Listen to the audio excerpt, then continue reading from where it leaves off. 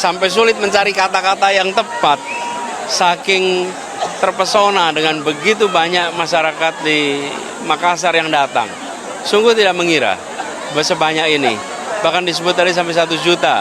Dan ketika sudah bergerak, rasanya seperti nggak pernah selesai ujungnya. Jadi saya salut sekali bahwa semua mau hadir, dan ini menggambarkan semangat perubahan yang ada di Makassar, yang insya Allah ini mencerminkan Sulawesi Selatan.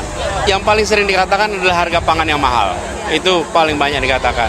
Kemudian ketika ketemu dengan teman-teman generasi Z, milenial, mereka cerita tentang lapangan pekerjaan yang sulit dan kebebasan berekspresi.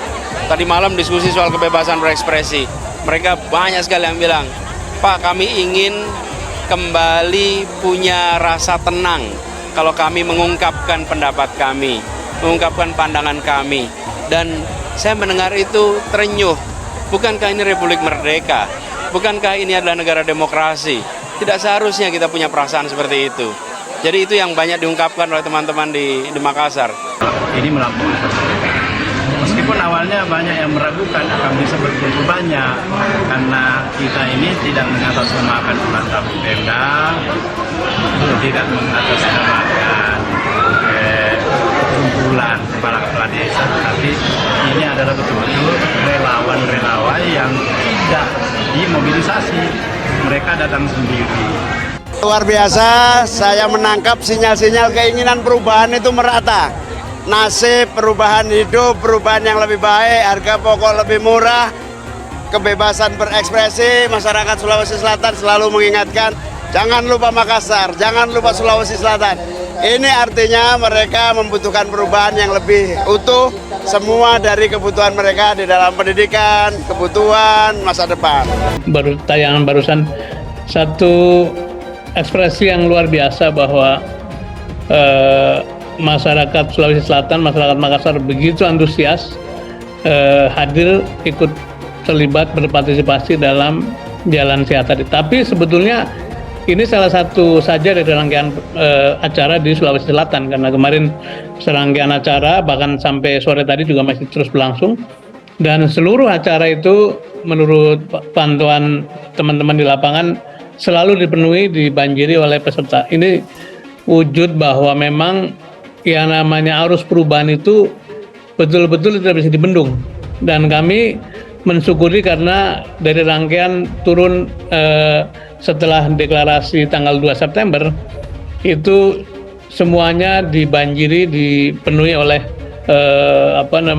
oleh warga, termasuk yang di Bogor pekan lalu, kemudian di Palembang beberapa waktu yang lalu, dan mungkin ke depan juga akan makin banyak peristiwa semacam ini, karena tampaknya 3 partai ini betul-betul mencapai satu konvergensi dalam basis dukungan, sehingga dimanapun mereka turun selalu mendapat antusiasme dari warga masyarakat. Di balik lautan masa Jalan Gembira, dikutip dari tribuntimur.com. Pembicaraan mengenai 1 juta masa Jalan Gembira bersama Cawapres Anies Baswedan dan Cawapres Muhaimin Iskandar menyedot atensi publik.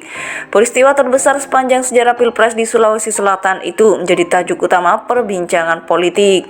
Gaungnya berdengung lantang di media sosial Instagram, YouTube, Twitter, dan TikTok. Perbincangan yang berkembang mengenai peristiwa fenomenal itu bergulir secara organik. Dari analisis Big Data pasca Jalan Gembira yang dilakukan oleh tim saya, amplifikasi informasi di media sosial saja tidak termasuk portal berita mencapai 35 juta. Persisnya 35.833.450 jangkauan audiens selama 6 hari. Jika dilacak ke belakang selama 30 hari sejak sosialisasi dan persiapan pra Jalan Gembira. Sementara data jangka pemberitaan media online tercatat di angka 81 juta audiens. Sebetulnya ada belasan rangkaian kegiatan Anies Muhaimin selama safari politik di Sulsel. Antara lain kunjungan ke Istana Datulu di Palopo bersama rombongan Nasdem Sulsel. Agenda di Palopo tersebut diketuai caleg Demokrat Sulsel Asri Tanda. Anies juga hadir di apel siaga PKS, peresmian posko wilayah Sulsel yang difasilitasi Daeng Makmur Ante Pasau, peresmian posko induk Indonesia Timur yang dipimpin oleh Adinda Ramli Rahim. Pertemuan dengan Gen Perubahan di kediaman Pak Miswar, pertemuan dengan pegiat sosial media yang difasilitasi influencer yang juga Waketum PKB Sulsel Adinda Rijal Jamal, serta diskusi di kampus Unhas yang dimoderatori oleh Ketua Majelis Daerah Kahmim Makassar, Profesor Andi Pangerang Monta, dan banyak lagi rangkaian agenda lainnya. Undangan dalam kegiatan yang disebutkan di atas memang terbatas untuk konsolidasi dan sosialisasi internal. Kendati demikian, animo masyarakat tetap saja tak terbendung, membludak di setiap titik kehadiran Anies Muhaimin. Jalan Gembira, saya kira satu-satunya event yang terbuka untuk publik, bisa dihadiri oleh siapa saja, bukan cuma warga Sulsel dari 24 kabupaten atau kota yang tumpah ruah. Bahkan ada beberapa orang Makassar yang datang dari Jakarta serta Jonathan, mahasiswa baru yang pernah menyatakan dengan lugas menjawab. Anies Baswedan ketika bersama dua temannya ditanya oleh Bupati Banyumas tentang siapa capres pilihannya. Juga hadir rombongan wartawan yang melakukan peliputan dan lain sebagainya. Dari kunjungan di banyak tempat ini, kita tahu animo rakyat sangat tinggi. Ketika di Palopo misalnya, mobil rombongan Anies beberapa kali harus terhenti karena histeria massa yang mencegat. Demikian pula ketika meresmikan Posko Induk Indonesia Timur, massa tidak tertampung semua, meluber. Juga perkumpulan Gen Perubahan di rumah Pak Miswar dihadiri 2.000-an peserta, hingga meluber ke halaman rumah asri nan luas itu.